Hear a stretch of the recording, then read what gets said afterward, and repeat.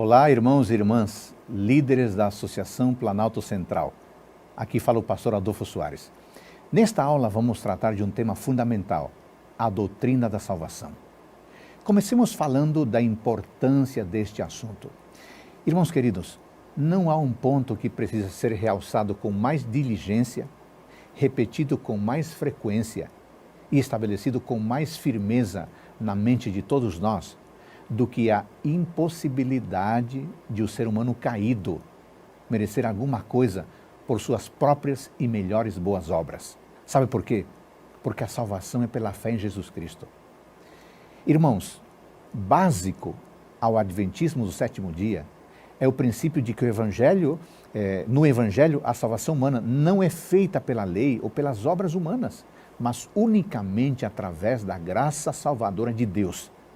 A crença adventista aceita a Cristo como substituto e exemplo do homem, do ser humano, nesta ordem irreversível. A fé em Cristo como nosso substituto diante de Deus provê nossa justificação como ato de declarar o crente arrependido, justo diante de Deus.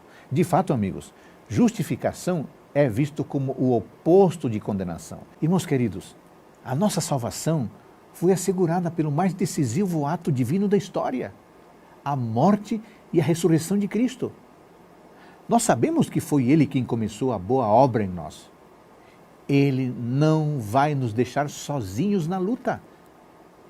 Sabemos que se colocamos a nossa confiança em Deus, irmãos, Ele vai nos segurar pela mão, Ele vai nos auxiliar, Ele nunca nos deixará.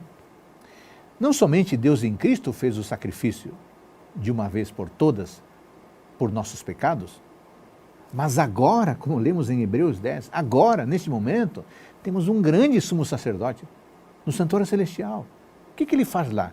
Ele vive sempre para interceder por nós, para enviar ajuda oportuna diante do trono da graça. Esse texto extraordinário, Hebreus 7:25, Hebreus 7:25, por isso também pode salvar totalmente os que por ele se aproximam de Deus, vivendo sempre para interceder por eles. Irmãos queridos, deixa eu perguntar algo importante para você. Por que podemos falar da certeza da salvação? Tem muita gente que tem dúvida. Não sei se eu sou salvo. Tem muita gente que acha que dizer eu sou salvo agora, me sinto salvo, é um orgulho, uma arrogância espiritual. Não, irmãos. Quando alguém diz, eu sei que eu sou salvo, não está falando dos seus méritos, está falando da eficácia do sacrifício de Cristo. Sabe por quê? Porque a salvação está assegurada em Cristo. Portanto, se você está em Cristo, se você se sente perto dele, fale com segurança e com certeza, eu sou salvo pela graça de Deus. Agora, quando muda o coração e a mente nossa, o que passa a ver em nossa vida? Certeza de salvação. Ora, deixa eu dizer aqui algo baixinho aqui para vocês, para quem passar ali na rua não escutar o que eu vou dizer, né? Vocês sabiam que tem muito adventista do sétimo dia que não tem certeza da salvação? Uma vez eu estava visitando uma irmã da nossa igreja, eu era pastor distrital, estava visitando uma irmã da igreja, e ela lá sentou lá no sofá da casa dela, eu sentei no outro sofá, e ela lá com a família, e eu, irmã, você tem quantos anos de batizada na igreja adventista do sétimo dia? Ela encheu o pulmão de ar. Pastor Iséas, eu já tenho 30 anos de batizada na igreja adventista do sétimo dia. Amém, meu irmão? Louvado seja Deus. Mas irmã, 30 anos de batizada, vou lhe fazer uma pergunta aqui, minha irmã. Irmã, você já está salva em Jesus? Agora aqueles pulmões que haviam enchidos pulmões, inflados pulmões para dizer que tinha 30 anos de batizada, agora murcha os pulmões. Se curva, abaixa a cabeça, não me olha mais e não me responde, né? E eu insisti na pergunta, irmã, 30 anos de batizada, você já está salvo em Jesus, minha irmã? Sabe qual foi a resposta dela, irmãos? E essa é a resposta de muitos adventistas do sétimo dia. Pastor, eu estou lutando, né, pastor? 30 anos de batizada, lutando pela salvação, então ainda não está salva. Eu disse para ela: minha irmã, vamos pensar que a sua vizinha aqui do lado, ou seu vizinho, faz para você hoje à tarde aqui essa pergunta: vizinha, eu vejo que você é crente, até me disse que é o nome da sua igreja Adventista do Sétimo Dia, e vejo você saindo para os cultos aí com a Bíblia na mão. Vizinha, me responda, vizinha, você está salvo em Jesus? Você responder para ela: vizinha, eu estou lutando, né, vizinha? Essa vizinha vai querer ser adventista do sétimo dia, irmãos? Responda, vai querer, irmãos? Nunca. Uau, está há 30 anos e ainda não está salvo, ainda está lutando. Eu vou para essa igreja, primeiro dia, ainda não vou estar salvo, lutar 30 anos, ainda não está salvo. Não vai querer ser adventista do sétimo dia, irmãos? Irmãos, diga na sua casa, na vizinhança, no trabalho, na faculdade, no colégio, no ônibus, no avião. Vamos dizer: eu estou salvo em Jesus. Amém, irmãos? Vamos experimentar já dizer aqui dentro? Todos nós juntos aqui: eu estou salvo em Jesus. Agora só vocês, porque eu não escutei. Só vocês agora. 1, 2 e 3. Amém, e de cabeça erguida, né, irmãos?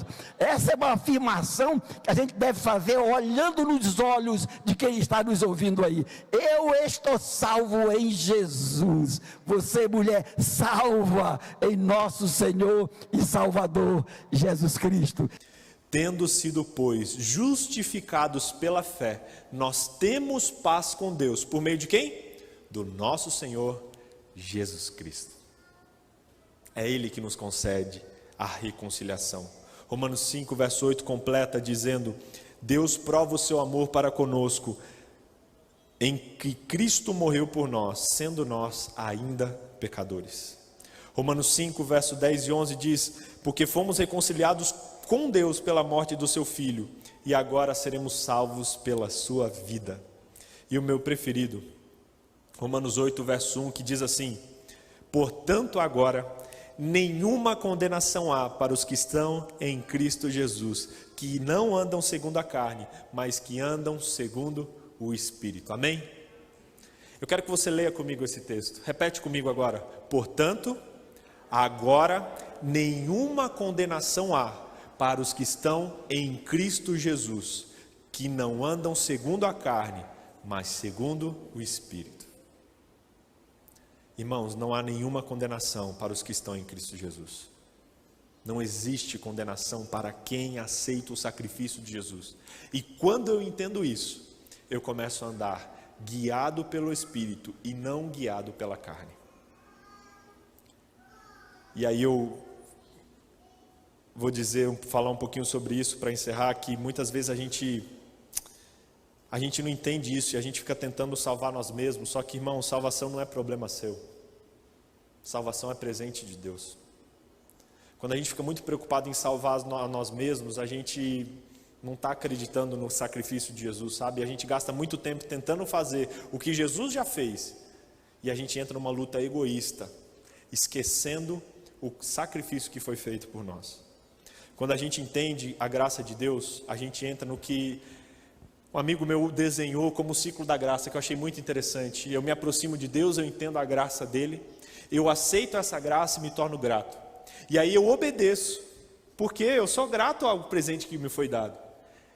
Sendo pecador, eu ainda posso e ainda vou vacilar e pecar, mas quando eu entendo a graça de Deus e piso na bola, eu não saio correndo, fugindo de Deus, eu corro para os braços dele, confesso os meus pecados, me arrependo dos meus pecados, recebo o seu perdão, entendo com mais profundidade ainda essa graça, e muitas vezes até o meu amor por ele aumenta. Sabe, irmãos, a gente precisa entender que a graça de Deus é gigante por cada um de nós. A gente precisa entender que onde abundou o pecado, superabundou a graça. A graça de Deus alcança você que se enxerga, se vê como pecador, e alcança você que não acha que é tão pecador assim também, mas lá no fundo você é. Mas onde tem muito pecado, a graça de Deus ela entra de uma maneira muito mais forte, muito mais profunda. E aí você pode dizer: Vitor, mas está errado esse negócio. E eu sei que vários de vocês estão aí agora no coração pensando, não, esse pastor aí, sei não, hein? Esse pastor da Novo Tempo aí, vou ligar lá para o Toninho lá, porque está errado esse negócio, não é possível. Irmãos, isso aqui não é nada de novo. Não é nada de novo. Martinho Lutero, na Reforma Protestante, a tese principal que ele defendeu foi de que somos salvos pela graça de Deus. A igreja romana acreditava que a gente era salvo por sacrifícios, por andar de joelhos, por comprar indulgências. E ele chegou e falou, não, olha aqui a Bíblia, é um presente. A mensagem essencial da nossa igreja é isso. Tanto é que em 1888 foi feito um concílio na nossa igreja, com os fundadores, onde eles se reuniram, estudaram e bateram o martelo dizendo, a nossa posição firme é de que somos salvos unicamente pela graça de Deus. Só que o que acontece é que muitas pessoas deturpam isso. E em nome da graça, vivem uma vida que não é regida pela graça. Tem muita gente que não entende isso de verdade e usa isso como desculpa para continuar pecando. É esse o perigo. Quando eu vi essa mensagem a primeira vez, eu pensei, não, mas isso aí, se eu acreditar nisso, eu posso pecar? Jesus já me salvou, vou sair pecando, não estou nem aí. Não, a graça me salva, acabou. Mas isso não é entender a graça, isso é graça barata. É uma graça sem arrependimento, é achar que a graça de Deus ela é barata, ela pode ser, posso fazer qualquer coisa com ela. Não, irmãos, a graça de Deus é cara, ela custou a morte do Filho de Deus. E ela não é desculpa para eu sair por aí pecando deliberadamente. Quem peca deliberadamente em nome da graça entendeu qualquer coisa menos a graça. A graça de Deus, irmãos, ela opera uma mudança no meu coração. E aí, depois de entender a graça, como resposta natural, eu tenho ações e atitudes de graça. Quando eu entendo que eu não preciso fazer nada para me salvar, mas a graça foi um presente desse Deus para mim, eu fico tão grato, tão feliz, que o resultado dessa felicidade é a obediência. Como eu não posso obedecer a um Deus que fez tanto por mim? Como eu não posso seguir os mandamentos, buscar seguir esses mandamentos, buscar viver uma vida reta, uma vida santa, por um Deus que já fez tudo isso por mim? A graça de Deus, verdadeiramente compreendida, ela produz obras de graça. E a partir do momento que eu entendo a graça de Deus, eu paro de tentar me salvar e começo a gastar minha energia levando a salvação para outras pessoas. Romanos 5:1 diz assim: justificados, pois, mediante a fé, como é que diz o texto? Temos paz com Deus. Quem foi justificado mediante a fé, ou seja, a pessoa que alcançou a salvação em Cristo, o que é que ela vai ter no coração? Paz.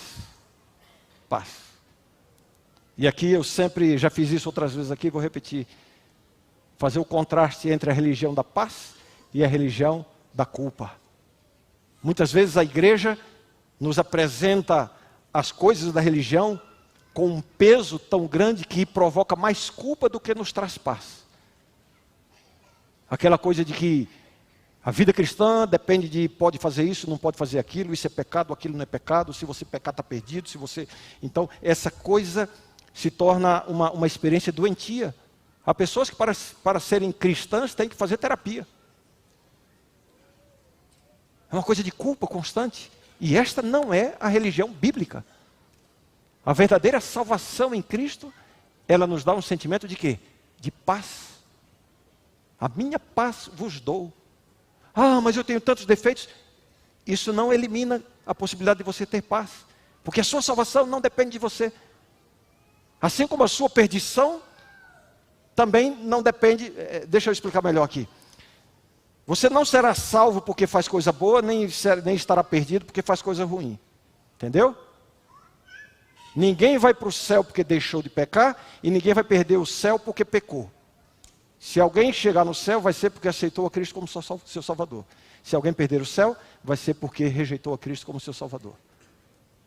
Esse sentimento é o que traz paz. Minha salvação não depende de mim. Eu estou em Cristo. Eu estou em Cristo. Ele tem minhas falhas, eu tenho meus defeitos, eu resvalo o pé. E isso acontece, de fato. Mas eu não perco a paz, por quê? Porque eu continuo apegado a Cristo.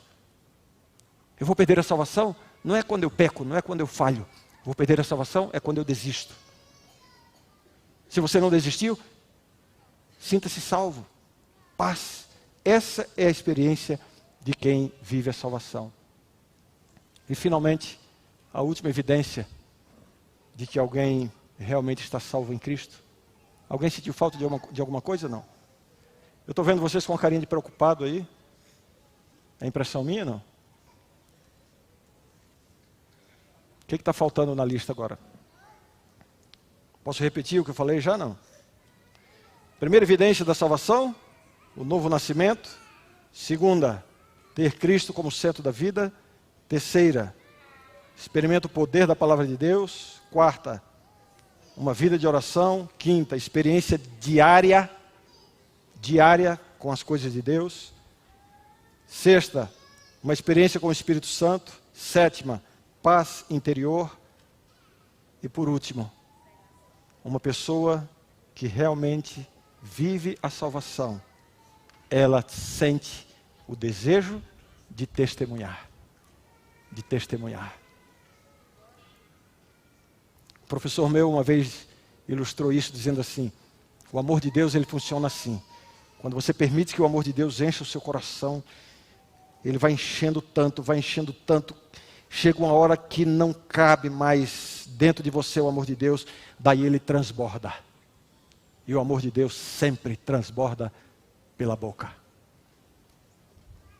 Quem vive realmente com Cristo não se cala. Não se cala. Ellen White diz assim: tão depressa uma pessoa se chegue para Cristo, nasce-lhe no coração o desejo de revelar aos outros que precioso amigo encontrou em Jesus. Desejo de compartilhar. Se nos achamos revestidos de Cristo, não será possível calar-nos. Caminho a Cristo.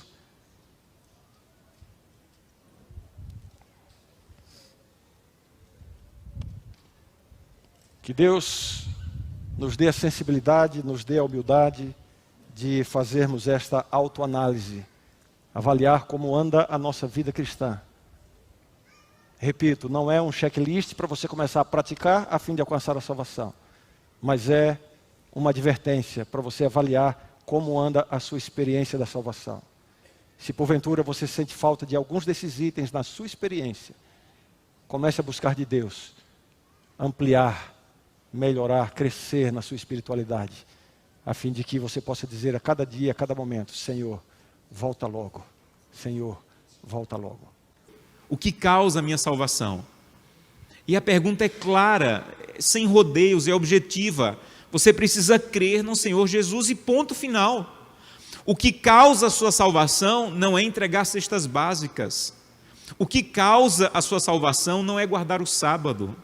O que causa a sua salvação não é devolver dízimos e ofertas. O que causa a sua salvação não é trabalhar para a igreja como pastor. O que causa a sua salvação é crer que Jesus Cristo é um Salvador suficientemente grande para te salvar. E ponto. E nós às vezes temos dificuldade de entender isso, e Paulo foi muito claro, já era claro naquele tempo, já era claro desde o livro de Gênesis, e precisa ser claro na nossa mente também. O que causa a nossa salvação é crer no Senhor Jesus, crer no Senhor Jesus, aceitar Jesus como meu Salvador. Ele é suficiente, Ele é grandioso para a minha salvação. Eu não preciso pagar, eu não preciso tentar, eu preciso aceitar Jesus como meu Salvador. Ele é grande o suficiente e único o suficiente para nos salvar. E qualquer coisa que você tente fazer, você vai minimizar o preço que foi pago. E nós não podemos fazer isso. Então ele é grande o suficiente para nos salvar. E você precisa aceitar isso. A salvação, entenda bem, ela pertence a Deus. Ela não pertence à igreja. A salvação não pertence a um pastor. E a salvação não pertence a você. A salvação pertence a Deus. E Ele decidiu que nos daria a salvação por meio do seu Filho. Não sou eu quem decido, porque a salvação não pertence a mim. Quem decide como a salvação vai chegar às nossas mãos é o dono da salvação. E Deus é o dono da salvação. E Ele decidiu que a salvação chegaria às nossas mãos através de aceitar Jesus como seu Salvador. Paulo, com uma linguagem mais teológica, ele chama isso de justificação pela fé. Então você é justificado, você é salvo por meio de acreditar que Jesus Cristo substituiu você na condenação que você merecia por causa dos pecados. Paulo traz um termo teológico. Agora, nós entramos em um problema quando nós dizemos assim, é crer no Senhor Jesus, e nos deparamos com textos bíblicos como Tiago 2,19, que diz assim, os demônios também creem. Então, se o que eu preciso fazer para crer, para ser salvo, é crer no Senhor Jesus, mas a Bíblia diz que os demônios creem e evidentemente eles não serão salvos, o que é que diferencia a minha crença da crença dos demônios? Então, se a causa da minha salvação é crer, por que a Bíblia diz em Tiago 2,19 que os demônios também creem, mas não serão salvos? Porque a salvação, ela tem que ter causa, mas também tem que ter efeito. Guarda isso na tua cabeça. A salvação, ela tem causa. A causa da salvação é crer no Senhor Jesus. Mas se você crer, a salvação vai ter efeito. E o efeito está descrito na Bíblia também. O efeito está descrito, por exemplo, em Mateus. Abra sua Bíblia em Mateus. Vários textos bíblicos falam sobre o efeito da salvação. E é isso que diferencia a crença para os que serão salvos e a crença de Tiago 2,19 para o inimigo. Mateus 7,18. É bem conhecido esse texto, quando Jesus disse, toda árvore que produz bom fruto, Mateus 7,18. Não pode a árvore boa produzir frutos maus, nem a árvore má produzir frutos bons. Toda árvore que não produz bom fruto é cortada e lançada no fogo. Substitui algumas palavras aqui para você entender o que Jesus está dizendo. Quando você ler a palavra árvore, fala ou substitua pela vida que foi justificada, a pessoa que crê em Jesus. Então ele está dizendo, toda pessoa que crê em Jesus, ela vai produzir bons frutos. Então, você é salvo por que causa? Por crer em Jesus. Mas essa causa tem que ter um efeito, e o efeito é produzir bons frutos. Isso é o efeito da salvação, porque os demônios não serão salvos porque eles apenas creem. Tem apenas causa, mas não tem efeito. Jesus está dizendo, toda pessoa que foi realmente justificada é como uma árvore boa, que vai produzir, vai ter um efeito na vida deles, que é dar bons frutos. E toda árvore que não produz bom fruto é cortada e lançada no fogo. Assim, pois, como é que eu sei que a minha crença não é como a dos demônios? Aí ele diz no verso 18, pelos seus frutos os conhecereis. Ele fala a mesma coisa, em outras palavras, em João 14,15, quando ele diz assim, se você me ama, se você aceitou Jesus como seu Salvador, eu quero ver, e você vai guardar os mandamentos. Se me amais, guardareis os meus mandamentos. Então entenda bem, a salvação, ela tem que ter causa e efeito. Guardar os mandamentos e ter o meu caráter transformado para dar bons frutos é o efeito da salvação. Mas guarda bem isso na cabeça. Obedecer é efeito da salvação, nunca a causa da salvação. Claro até aqui? Então, se alguém te perguntar o que é que causa a minha salvação, ou como eu posso ser salvo, Atos diz, crê no Senhor Jesus, Ele é suficiente. E como eu sei que a minha crença ela é verdadeira? Essa crença tem que levar a ter um efeito, e o efeito é a transformação do caráter e a obediência. Então, a causa é crer, o efeito é obedecer. A causa é crer, o efeito é obedecer. Então, quando você é justificado, Cristo é o autor da justificação. É por isso que você não paga a justificação. Você não guarda sábado para ser justificado. Você não devolve dízimo para ser justificado. Você não entrega cesta básica para ser justificado. Cristo é o autor da justificação. E Ele fez isso na cruz do Calvário. Ah, pastor, tudo bem. Eu não preciso pagar para ser justificado, mas para ser santificado, não. Cristo é o mantenedor da santificação. Não há santificação sem Cristo. Então, eu não sou santificado por minha força. Eu sou santificado pela ação de Deus através do Espírito Santo em mim quando eu vou à presença dEle. Então, há pessoas que dizem assim, para ir a Cristo nada de obras, mas agora, para me manter em Cristo, eu tenho que me esforçar. Você tem que ir a Cristo para que as tuas boas obras, que continuam aqui na santificação, venham dEle agindo em você. Então, não existe momento nenhum em que o cristão diz assim, Senhor, eu estava de mãos dadas com o Senhor para ser justificado, agora eu vou largar tuas mãos porque agora eu vou ser santificado. Se você largar as mãos de Cristo, você vai cair, porque sem Cristo não somos nada na vida cristã. Quando você está nesse processo da justificação, você vai entender que justificação é o que Cristo fez por nós, na cruz do Calvário, sem minha participação. Já na santificação é o que Cristo faz em nós, quando vamos à presença dEle. Ellen White diz, tanto o nosso título para o céu, que você adquire quando é justificado, já não está condenado, como a sua adaptação para o céu, se encontram em Cristo. Então, quando você é justificado, você recebe o título para ser salvo. Quando você é santificado, você é adaptado para a salvação, você é transformado para a salvação. Na justificação, Paulo diz, você pode dizer assim, já estou salvo. Ele diz, nós que já estamos salvos, que já fomos salvos. Por que ele está dizendo isso? Porque eu não estou mais perdido. Mas quando ele fala em Romanos 5, ele diz assim, nós que seremos salvos. Espera aí, Paulo, eu já estou salvo ou eu serei salvo? Se você for justificado, você pode ter a garantia de que Jesus Cristo te salvou. Mas quando ele fala, seremos salvos, ele está olhando para o céu e está dizendo, eu vou chegar lá, ainda não cheguei, mas eu vou chegar. Seremos salvos pelo agir de Deus em nós. E na glorificação, completamente, eternamente salvos. Então, para finalizar,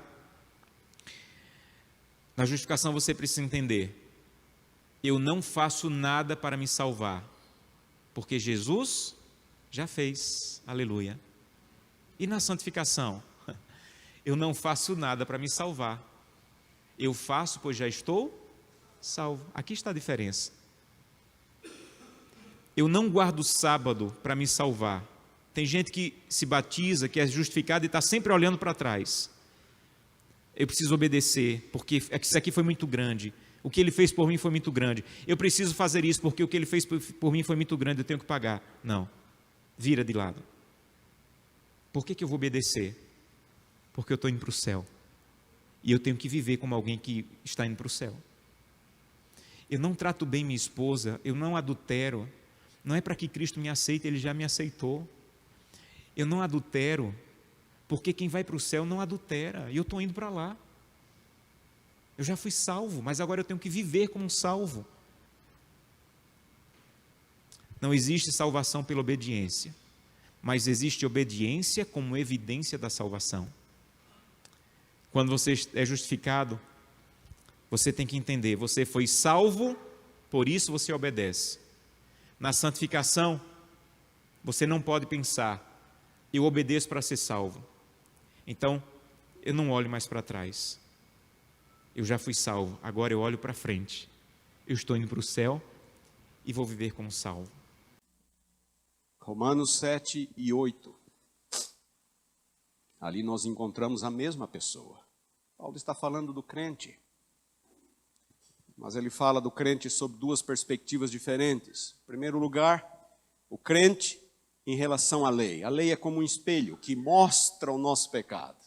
E a lei sempre vai expor nossas paixões pecaminosas. Romanos 7, Paulo está olhando para a lei. E ele está falando, olha como eu sou. Eu quero, mas não consigo.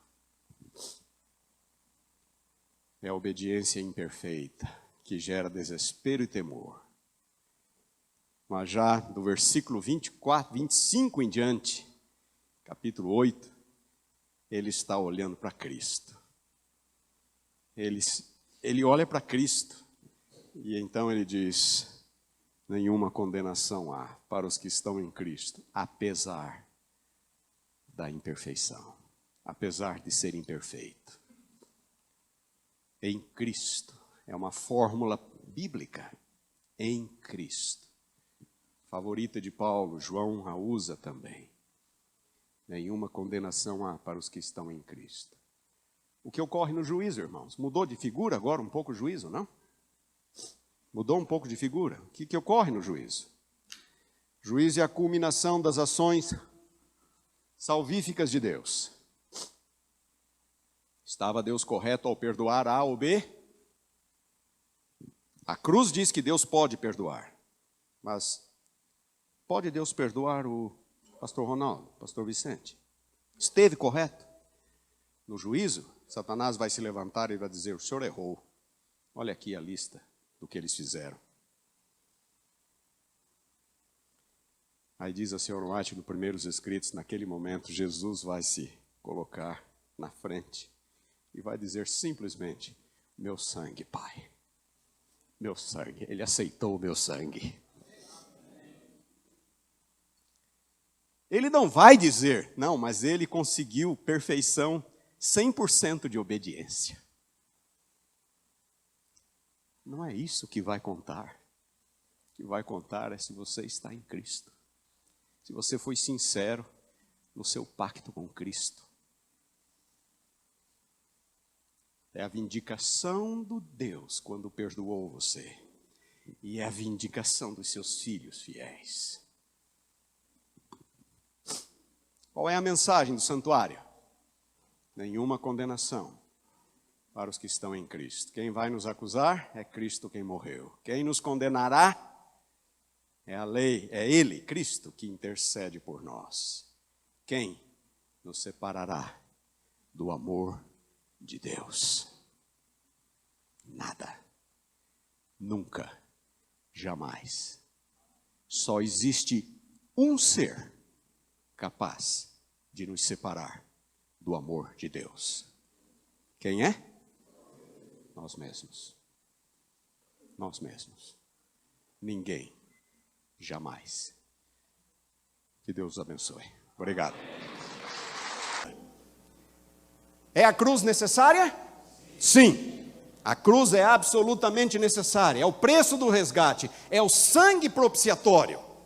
Deus só pode perdoar por causa da cruz. Do contrário, ele comprometeria a sua justiça. E o sacrifício de Cristo foi perfeito. Foi completo. Hebreus fala nisso. Não precisamos de nenhum outro sacrifício. No Antigo Testamento, eram muitos os sacrifícios. Todos os dias. Todos os dias. Eram muitos. O sacrifício de Cristo foi único, perfeito, completo. Ele garante a Deus o direito de perdoar todo aquele que crê. Mas a cruz por si só não pode demonstrar que Deus é justo ao perdoar A e B. A cruz demonstra que Deus pode perdoar. Mas a demonstração de que Ele está correto ao perdoar A e B só ocorre no santuário. É no santuário que a genuinidade da nossa fé é validada. É no santuário. Irmãos, nós temos que entender o ritual do santuário de uma perspectiva muito simples. Deus é um ser justo. Tudo que Ele faz, as suas ações salvíficas precisam ser absolutamente justas. Absolutamente justas, para que Ele não seja responsabilizado por nada, por nenhum dos pecados existentes nesse mundo. Pergunta: é o santuário necessário? O santuário é necessário. Somente um processo de avaliação, um processo avaliativo, jurídico, pode demonstrar nossa aceitação de Jesus como nosso Salvador. E qual é a mensagem central do santuário? E aqui eu quero antecipar alguns conceitos que eu vou desenvolver mais tarde. Qual é a ideia central do santuário? A ideia central do santuário tem a ver com a validação da nossa fé. Muitas pessoas pensam que no santuário as nossas obras serão avaliadas. Eu vou tocar sobre isso nas próximas palestras. A mensagem central do santuário é a certeza do perdão. Porque Deus perdoa com base na cruz. E o santuário vai provar que ele fez a coisa certa com aquela pessoa. O ritual do santuário se destina a demonstrar a certeza do perdão. Esta é a mensagem central do santuário. E aqui eu poderia citar Romanos 8, 34, 31 a 34, Hebreus capítulo 10, 19 a 23. Romanos 8, Paulo fala que Jesus intercede por nós. E nada, ninguém será capaz de nos condenar por causa da intercessão de Cristo. Em Hebreus 10, Paulo fala: entremos pelo novo e vivo caminho que Ele nos abriu. Com confiança, com certeza. Com certeza. Me lembro quando eu era garoto, veio um pregador adventista que muitos de vocês conheceram, muito folclórico. Pastor Nogueira, lembram-se do Pastor Nogueira? Pastor Nogueira foi lá na igreja de Cianorte, no interior do Paraná. Ele começa o sermão falando assim: quantos dos irmãos têm a certeza da salvação? Eu havia sido batizado fazia 1 ou 2 semanas, 11 anos de idade. Quantos aqui têm a certeza de que estão salvos em Cristo Jesus? Minha vontade era levantar a mão, eu havia acabado de ser batizado. Eu olhei para o pastor da igreja, lá na plataforma, pastor da nossa igreja, pastor Nogueira era um convidado, pastor da igreja, mão baixa. Olhei para o primeiro ancião da igreja, que era o meu pai, mão baixa. Olhei para a dona da igreja, a minha avó, mão baixa. E em poucos segundos ali eu entrei em pânico. Mas por que eu fui batizado? Dizia que te batizo para o perdão dos seus pecados e eu não estou salvo. Foi minha primeira crise existencial, espiritual. Primeira crise. Mas vocês se lembram, os pregadores de outrora? Olha, o seu nome pode estar passando neste momento no santuário celestial. Era cada chicotada lá da frente. A gente só baixava assim.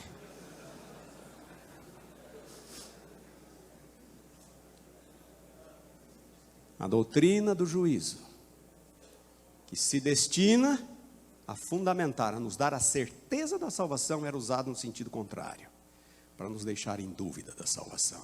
Justificados, pois, mediante a fé, tenho paz com Deus. E Paulo agora quer que você entenda isso. Ele começa muito mais, sendo justificados pelo seu sangue eu vou ser salvo. Mas a pergunta é, quando eu sou salvo? Se Jesus voltar agora, nós vamos com Ele para o céu ou nós ficamos? Essa é a pergunta. E aqui nós vamos encontrar a resposta na Bíblia. Versículo 10.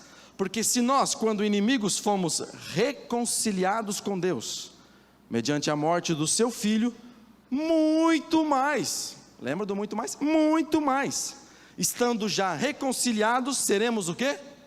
Salvos, mas não me diz quando. Paulo está insistindo para você entender, seremos salvos, acredite, você é salvo em Cristo. A doutora Maria Schuyler, a minha professora de diagnóstico por imagens, doutora em teologia também, eu estudei medicina na Universidade Adventista del Plata, tive um grande privilégio, e ela dizia assim, tivemos várias matérias teológicas dentro do curso de medicina como requisito, e ela falava assim, é mais fácil se salvar do que se perder. Irmão, para você se perder, você tem que ser um campeão. Porque Jesus fez tudo por você. Ele entregou tudo. Você tem que aceitar. Confia que Ele perdoa você. E Paulo está tentando insistir com isso, dizendo muito mais. Reconciliados seremos salvos. E o versículo 11 diz quando? quando uma pessoa pode ter a certeza da salvação? Irmãos, esse versículo aqui mudou a minha vida. Eu descobri que eu sou tão pecador, mas eu descobri que Deus é tão salvador, que Deus fez tudo por nós. E ele diz assim, versículo 11 de Romanos capítulo 5: e não apenas isso, mas também nos gloriamos em Deus, por meio do nosso Senhor Jesus Cristo, por intermédio de quem recebemos, que diz a sua Bíblia? Que diz a sua Bíblia? Agora! Ô irmão, muito obrigado, não tem problema, irmão, não tem problema, aqui, muito obrigado.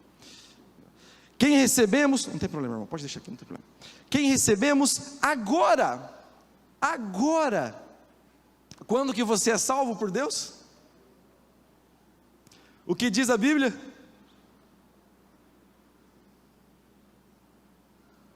Que diz aí na sua Bíblia, versículo 11? Somos reconciliados por Deus agora. Você aceita Cristo agora como seu Salvador?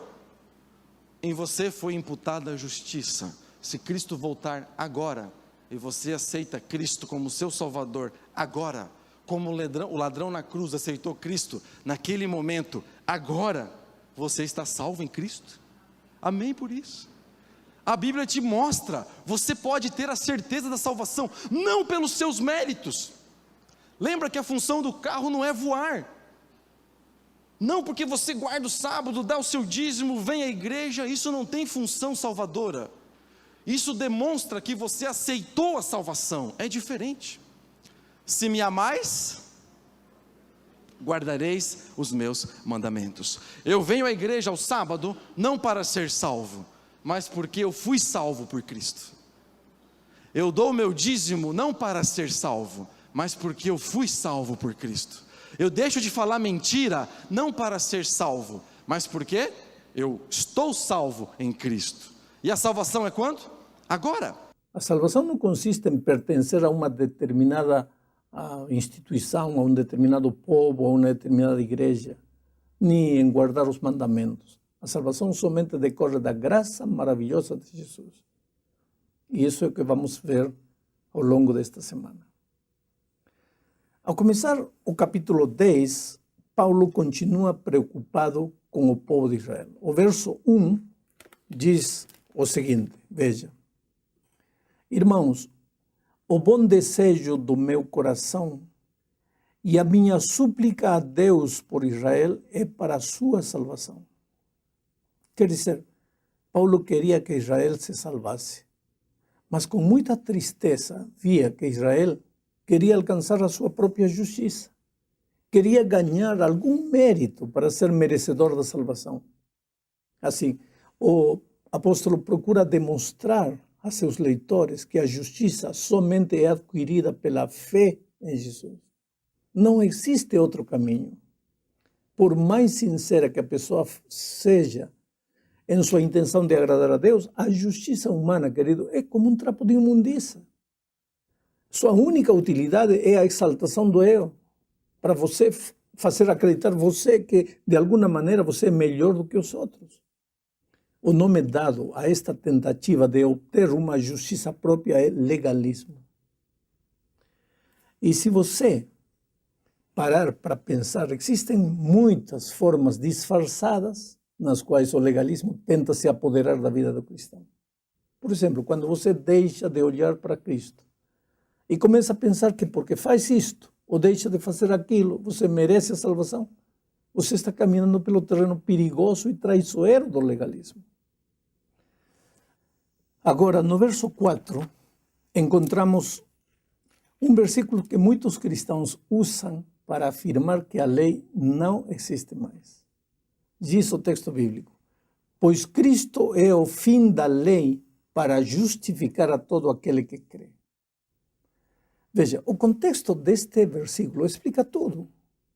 Paulo está falando da tolice que é querer obter a própria justiça fazendo coisas boas. Devemos buscar a justiça de Cristo, diz o verso 3. Porque o fim da lei é Cristo. Cristo é o fim da lei. Aqui o apóstolo não diz que a lei ou seus ensinamentos acabaram com a morte de Cristo. A palavra fim, em grego, é a palavra telos, que significa alvo, propósito. E aí está toda a explicação. A lei existe com um propósito, para nos mostrar a nossa necessidade fundamental de buscar a Jesus. O fim, o propósito, o objetivo da lei é levar-nos a Cristo. É de Cristo que vem a verdadeira justiça, não da realização de boas obras. Mas o que é graça para Paulo, para a Bíblia? Graça é amor perdoador. Porque pela graça sois salvos. Graça é a vontade, a força humana, a força divina envolvida na salvação do homem. Graça é o que move o coração de Deus a salvar seus filhos. Graça é algo que você recebe sem merecer e sem poder dar nada em troca. Por isso Paulo está dizendo, porque pela graça sois salvos. Nós somos salvos é pela graça. Com esse conceito em mente, deixa eu perguntar algumas coisas para vocês. Se nós somos salvos pela graça, nada do que você faça pode contribuir para a sua salvação. Porque nós somos salvos pela graça. Então vem as perguntas. Guardar a lei de Deus me ajuda na salvação? Sim ou não? Frequentar a igreja me ajuda na salvação? Sim ou não? Devolver meu dízimo me ajuda na salvação? Sim ou não? Fazer trabalho missionário me ajuda na minha salvação? Sim ou não? Alguns estão dizendo assim, não. Não. De fato é não. Porque se a resposta fosse sim, isso quer dizer que você poderia contribuir de alguma forma para a sua salvação. E a salvação não seria pela graça. Nós somos salvos é pela graça. Se é pela graça, nada do que você faça pode ajudar na sua salvação. Porque ela não é pelas obras. Ela é pela graça. Paulo é bem claro quando diz, porque pela graça sois salvos mediante a fé. Isso não vem de quem? É o quê? O que é dom? A palavra em inglês é boa, né? Gift. É um presente. Dom é um presente. Quando alguém te traz um presente, você tira o dinheiro do bolso e paga por isso? Se foi presente, não é para ser pago. Então, se nós somos salvos pela graça, e se a salvação é um dom de Deus, você não pode pagar por isso. Então, nós somos salvos pela graça, mediante a fé. Isso não vem de vós, é um dom de Deus. É um dom que Ele dá a todo ser humano. Todos nós nascemos com esse presente, o direito à vida eterna. Alguns o recebem, outros não. E então Paulo vem no versículo 9 e diz algo extraordinário. Não é de obras, ele completa. Efésios 2:9. Para que ninguém o quê?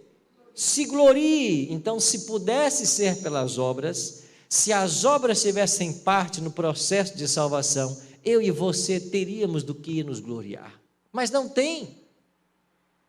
Como eu disse, nada do que você faça pode contribuir para a sua salvação, porque ela não é pelas obras, ela é pela graça. Quem sabe seja esta a verdade mais radical que a Bíblia nos ensina. E você sabe qual é a coisa curiosa? Não é fácil aceitar isso aqui, porque a gente não quer aceitar, a gente quer pagar. Muitos acham mais fácil tentar conseguir a salvação do que aceitá-la como um presente. E muitos resistem a essa mensagem. porque não concordam com a ideia de que seja de graça. E nesse ponto vale a pena ressaltar que dentro da igreja adventista hoje tem muita gente frustrada. E por que frustrada? Porque não entende como Deus salva. E estão passando anos e anos tentando fazer as coisas para serem salvos. E indo à igreja todo culto para ser salvo, tentando guardar a lei de Deus para ser salvo, tentando fazer o seu melhor para ser salvo, quando a palavra ensina que nós não somos salvos pelas coisas que praticamos, pelas obras que fazemos. Somos salvos é pela graça. Volta o verso, porque pela graça sois salvos por meio da fé, isso não vem de vós, é um dom de Deus, não de obras, diz Paulo, para que ninguém se glorie. Tentar praticar algo para ser salvo é tentar fazer alguma coisa para aperfeiçoar o que Cristo fez no Calvário. Isso é possível? É possível você aperfeiçoar o que Ele fez no Calvário? Isso é tentar ser salvo pelas obras. E a grande infelicidade é que nós, adventistas, somos acusados de sermos legalistas, de ensinarmos salvação pelas obras, quando a nossa mensagem é pura e cristalina. Nós somos salvos é pela graça. Essa igreja nunca ensinou salvação pelas obras. Pode ser que você tenha visto alguém desse púlpito ensinar isso, salvação pelas obras. Isso pode acontecer, mas não porque é o pensamento da igreja, mas é por causa de um erro teológico que alguns pregadores às vezes cometem, em pregar alguma coisa que não é ensinado pela igreja. Somos salvos pela graça, isso vem pela fé, é um presente de Deus, não é de obras, para que ninguém se glorie de algo. Segundo Crônicas 33:12, assim: e ele, angustiado, fez o quê? Suplicou deveras ao Senhor seu Deus, e muito se humilhou perante o Senhor Deus de seus pais. Olha para mim, antes de ler o próximo versículo. Ele ora a Deus. Manassés orou ao Senhor, e ao ele orar a Deus, ele pede então clemência a Deus e perdão. E o que Deus faz então nesse momento? Ah, você fez tudo de errado, matou meus profetas, fez o povo pecar, levou todos eles a caírem, agora você vem pedir para mim? Sofra. Foi assim que Deus respondeu para ele? Foi assim? Não. Olha o que diz a Bíblia, versículo 13, diz assim: fez-lhe oração e Deus se tornou favorável para com ele. Amém? Deus foi favorável com ele, atendeu-lhe a súplica e o fez voltar para Jerusalém, ao seu reino. E então reconheceu Manassés que o Senhor era o seu Deus. Depois disso, Manassés edificou o muro fora da cidade de Davi, ao ocidente de Guiom, no vale, à entrada da porta do peixe. E o levantou ali muito alto, também pôs chefes militares em todas as cidades fortificadas. Manassés tirou da casa do Senhor os deuses estranhos, e tirou os ídolos, como também os altares que tinha edificado no monte da casa do Senhor, em Jerusalém, e os lançou para fora. Manassés restaurou o altar do Senhor, sacrificou sobre ele ofertas pacíficas e ações de graças, e ordenou a Judá que servisse ao Senhor, Deus de Israel. O que acontece? Nenhum foi tão longe como Manassés. Mas na árvore genealógica de Jesus diz que a graça está disponível para todos os pecadores, mesmo os piores dentre eles, mesmo os piores. Inclui prostitutas, abusadores, pecadores de toda sorte, feiticeiros, agoureiros, necromantes, todos eles, amém? Absolutamente todos, a graça do Senhor alcança todos. Que maravilhosa graça é esta!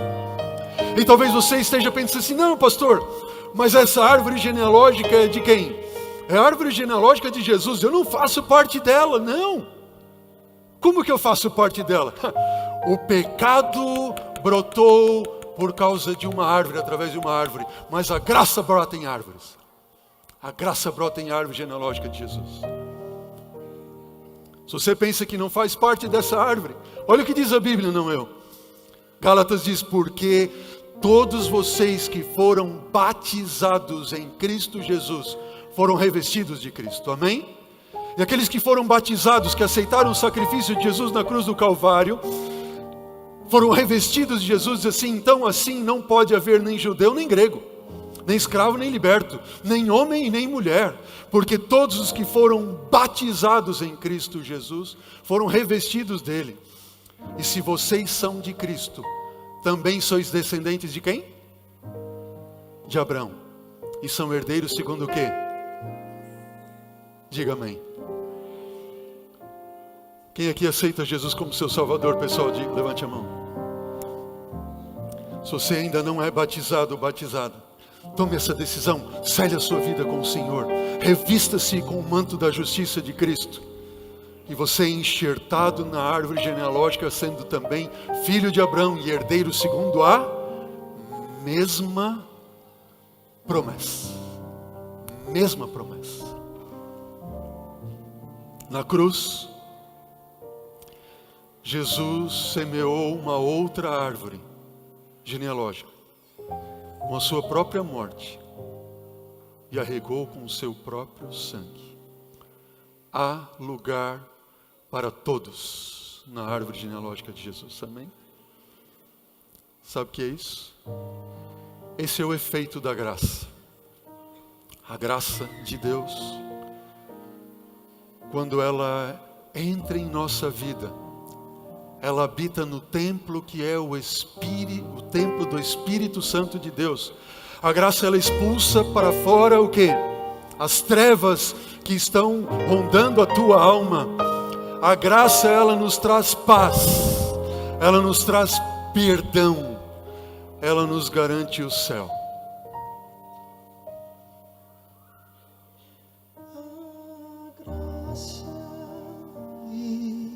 E a sensação de culpa, a graça e a humana ingratidão, a graça e a estúpida arrogância, a graça e a falta de transformação são coisas mutuamente exclusivas e impediriam toda a santificação e matariam o fruto do Espírito, não viveriam no mesmo coração.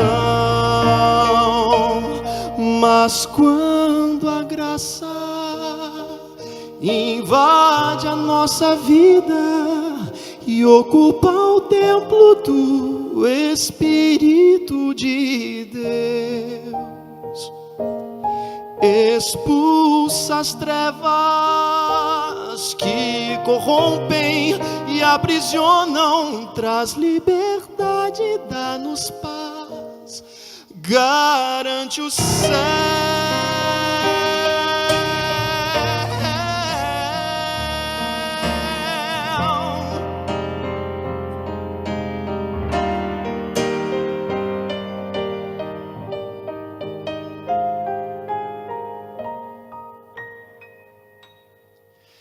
A graça e a incerteza de estar salvo,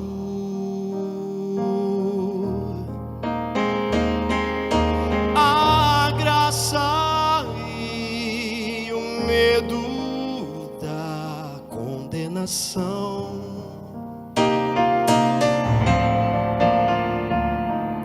a graça e o espaço dado ao erro,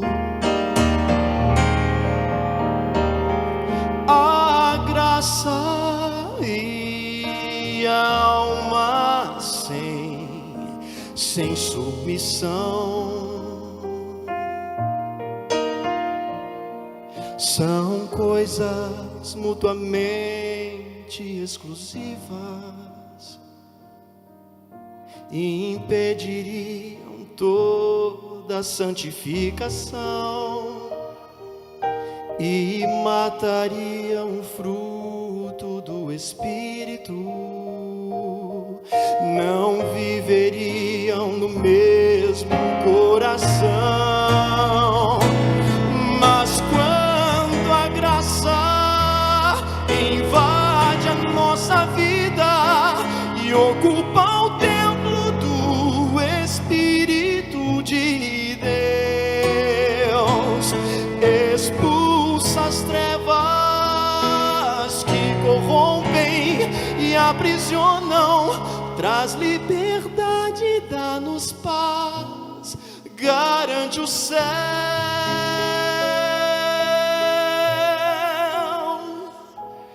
traz liberdade, dá-nos paz, garante o céu.